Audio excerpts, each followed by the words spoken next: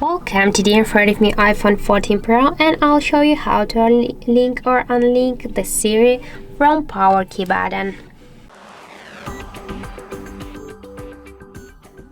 So now just by press and hold the power key, we just have no action here.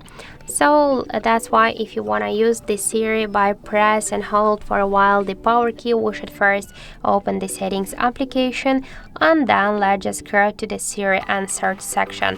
And now we'll see here the press side button for Siri. Just tap once on the switcher, click Enable Siri, and now by just press and hold the power key, by pressing hold the power key, we can see that the Siri feature is activated successfully.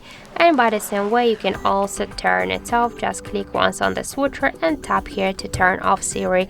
And that's it. So thank you for watching, and if you find this video helpful, don't forget to leave a like, comment and to subscribe our channel.